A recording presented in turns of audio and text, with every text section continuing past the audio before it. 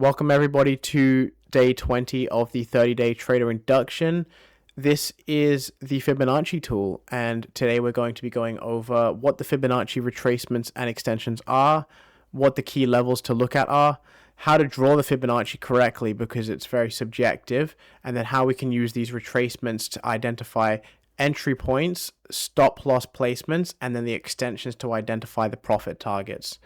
So firstly, what a Fibonacci is a way of us measuring a run on a time frame on the chart. So if we plot a bullish trend here, which is a series of higher highs and higher lows, what we can do is take the latest swing of this leg to the upside. We're in a bullish trend. We take the low and we take the high, and what we're looking to do is anticipate where the market might pull back to before then continuing higher into its next run. So what Fibonacci allows us to do is to measure this leg here and calculate where a good area of value might actually be before then continuing to the upside.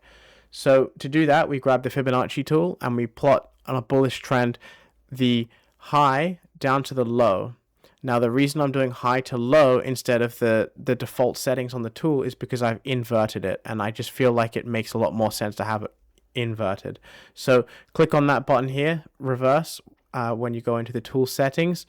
And what you're going to want to do is you want to have the 0 and the 1, 0.618, 0.5, 0.382, negative 0.27 and negative 0.618 as the primary points on the map.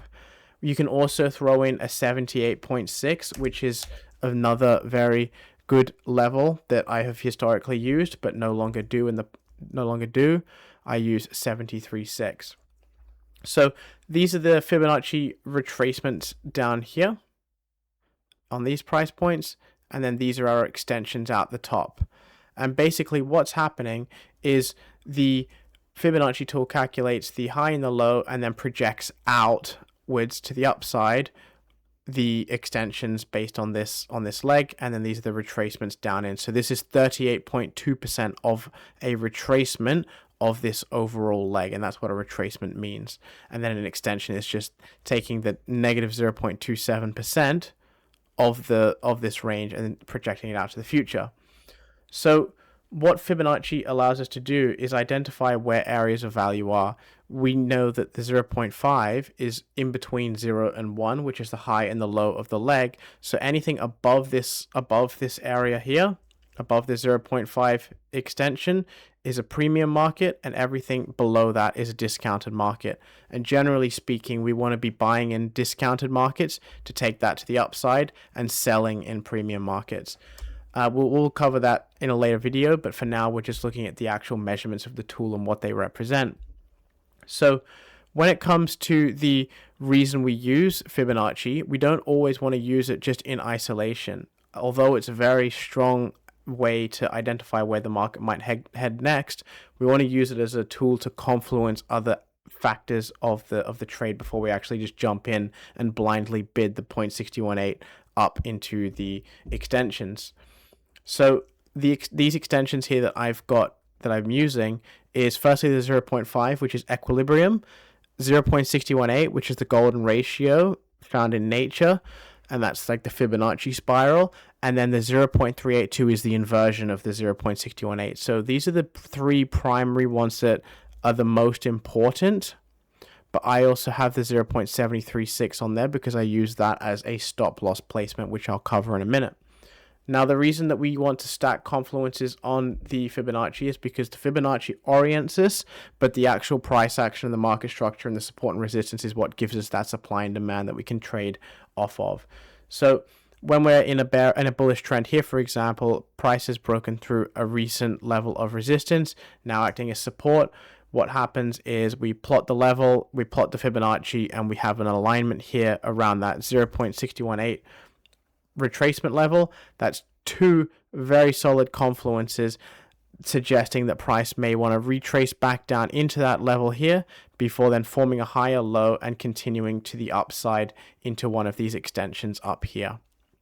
Now, the general rule of thumb is that the deeper the retracement, the further the run to the upside, but that's not always the case, but it can be taken as a general rule of thumb. Now, when it comes to a setup like this is kind of exactly what you want, because we've got a level of resistance that was broken and now acting as support for one confluence. We have a bullish market structure, two confluences, and now a Fibonacci on top of that as a decent measurement to then identify that's a good area of value. It's below the equilibrium, so it's in a discounted market. We're buying in discount. We've got a pretty good setup here on our hands. Now, when it comes to the actual drawing on the chart, we'll go over some examples in a minute. But what I'm going to show now is how to identify using these retracements as stop loss placements, and then how to use the targets as the Fibonacci extensions. So say, for example, we actually had the level of resistance up around here. We can see that we are trading up into the region. We want to bid this level and take it to the upside. What we're going to do is we're going to throw a long tool here, and we want to find a stop loss placement. And what I like to use is this Fibonacci retracements as price points to anchor my stop loss in. Now, you can either do it by eye, or you can make a set of rules. I have a set of rules that decree that if the entry is between the 0.382 and the 0.5, then the stop loss needs to go at the 73.6, and if that entry is down lower between the 0.5 and the 0.618, then we're going to throw that on the 0.854 level here. So it's a dynamic way for me to just utilize these Fibonacci retracements as a way to give myself enough room, but also have it definable with the rule sets. And number two is it's repeatable, the same stop loss placement on every trade, and that's what we're going for. So now in terms of targets, if we were to take a bid on this setup here, what we're looking to do is target 1 at the recent highs, target 2 at the negative 0.27, and then target 3 at that 0.618.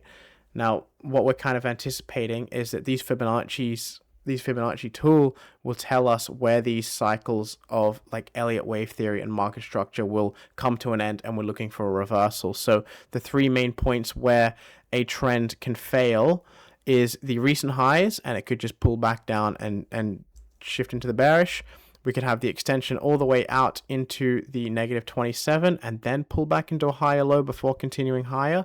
Or we sometimes get those much larger impulsive runs all the way up into that final target, and then we start to see like a much larger pullback down into another higher low for the trend to continue. So again, it's all about consistency in the execution and consistency in the rules. So what this allows us to do is have a framework that we can map onto price and actually trade off of in a repeatable manner.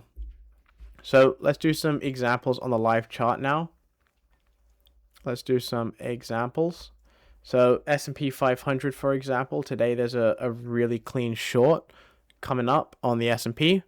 And what we're looking for here is the market structure. So we have a high, higher low, double top, and then a breakdown into a lower low here. So now what we're doing naturally is looking for where this higher low or this lower high retracement might form, and then where we can project down into the future where the price may go. And this is all based on the teachings that I've been putting forward over the last few videos. So what we can see on this instance here is the wave 1 breakdown like that, which was the Elliott wave theory. Where's wave 2 going to be? And then where's wave 3 going to happen? So the way we can calculate that now is we can map the low to the high, because it is a reversed Fibonacci that I've got mapped out. Instead of going from the high to the low, we're doing a low to the high because I've reversed the tool. Now, what we're able to do is we can see that this level here, this nice big region of supply, is right within our 0.5 and 0.618 Fibonacci retracements, which is an additional confluence. So we firstly have the market structure bearish because it's made a new lower low here. Secondly, we have a nice area of supply to trade off of. That's confluence number 2, and it's within our golden area of taking trades between the 0.618 and the 0.5. Anywhere within 0.382, 0.5, 0.618, that's where you really want to have a level lined up to take a trade off of, catching that lower high down into the Fibonacci extensions. So we'll have an entry on the level here. We can use a stop loss placement off of the fib levels. This looks a bit tight, so that's in a case where we would use a deeper retracement. And say, for example, the trade actually did have the entry between 0.5 and 0.6218. That means the rules would be at 0.854. Nice, decent amount of breathing room for price to come back against us, and we can take a little bit of heat without choking the position and also not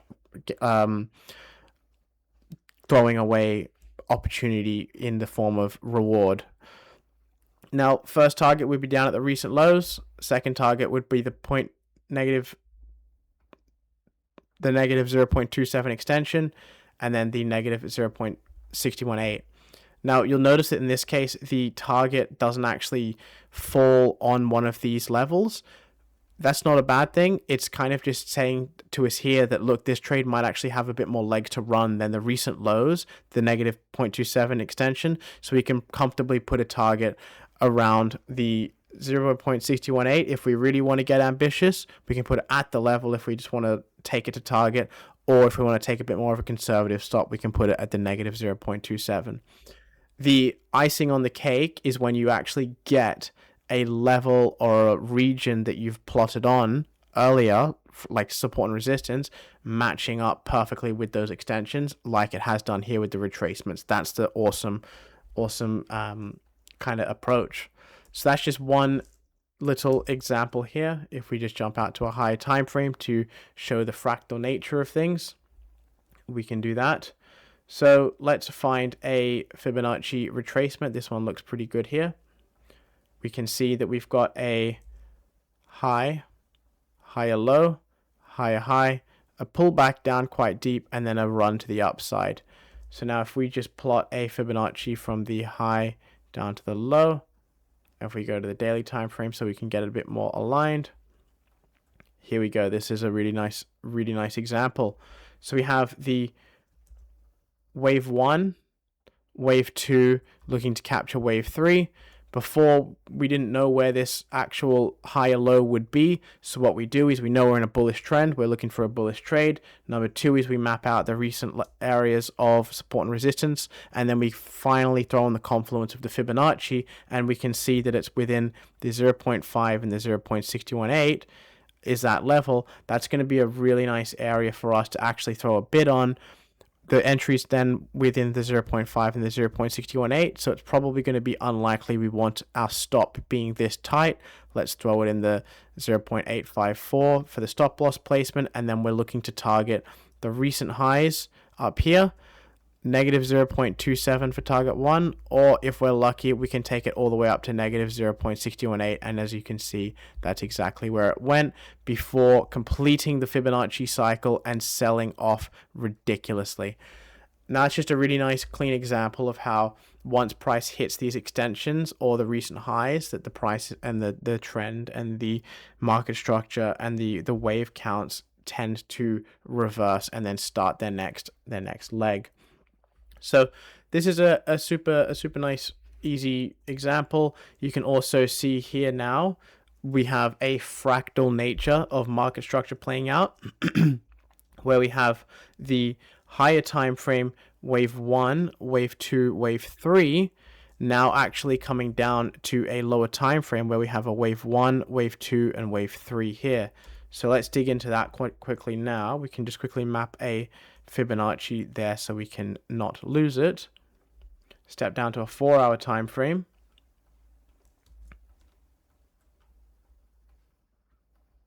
And you can see here that this overall leg is kind of trending to the downside. So on a closer inspection, we can see that it's actually not just one swing, one deep pullback, and then one move down. It's actually a series of lower lows, lower highs, lower low, lower high, lower low. So we'll just dissect that one a little bit more deeply now. We'll remove the higher time frame Fibonacci. We've got the lower boundary here for our target, and let's remove this one as well. and we can actually dissect each of these runs. So let's map it out with the market structure first. We have a high, a low, a lower high, a lower low, a lower high because it didn't take out the previous high, and then a lower low. We used the Fibonacci tool from the low up to the high. That's number one, just like so. Now, we don't know where this lower high here is going to be formulated until after the fact. So what we do is we put a position on, we put a calculated guess on what's going to happen by stacking confluences. So number one is we have the wave one breakdown through a recent low. So the structure is now bearish. Even though the higher time frame is bullish, this intermediate time frame can be bearish down into those Fibonacci retracements before then heading up to a higher time frame to go long. So we have the first confluence is the level of resistance over here that was support, broken, now acting as resistance. We then throw on the Fibonacci from the low to the high, and we can see that this level lines up really nicely between the 0.5 and the 0.382. So we have another additional confluence there. We put a stop loss in, and we put the stop loss placement at 0.736 because the entry is within the 0.5 and 0.382. And then we have a target down at the recent lows as a conservative target, a negative 0.27 extension, or we can take it all the way out to negative 0.618. Now, in this case, this didn't actually quite reach that 0.618, very close, and if you were to maybe do it from the bodies instead, it does actually meet it there. So again, this is a very subjective practice. When you're playing with those couple of pips, if price is down there and it hasn't taken you out, there's nothing wrong with actually just taking the trade off the table, especially if you're heading into the closing of a session where price might reverse. That would be gambling if you don't take your profits there. Now, again, this is a great example of where you see the Fibonacci wave count actually playing out, or the Fibonacci completion, because we had the high, the low, the lower high, the lower low into the extensions before then price just started to make a new deeper pullback. Fantastic way to just identify where the market is turning around and when it might actually stop. And now the same thing actually just repeats with this larger leg here. We have the low and the high, and we can see that we have a lower low, a lower high, and a lower high here. Didn't take out the high, previous high here, so it's still technically bearish. It's just come up really deeply and then sunk straight down into target. Now, you can take trades all the way up here and throw a stop above the highs, but I tend to like to only stick with trades within this kind of region here so that I can get an adequate stop placement around the retracements. Because if it's going to go any higher than that 0.618, it's probably coming for the stops above this level here, and this is not where you want to have your stops at all, because you're asking for trouble. And that's how I use the Fibonacci to give me a framework of where I should be taking trades. That one just comes down into that downside target, which is just a higher time frame level of support that we're actually looking to then take a trade to the upside off of, because it's a higher time frame level of Fibonacci calculations. So I'm going to box it off there. Thank you very much for watching. That was Fibonacci's. I hope that was insightful. I love Fibonacci's. They appear fucking everywhere on the charts. So go and mark them on, look for the market structure, and then measure it with the Fibonacci tool and just see how often you can spot it. And you'll train your mind to actually start to interpret the markets in this way, which I think is a very, very, very handy ability and skill to have. So thank you again. I'll see you in the next one.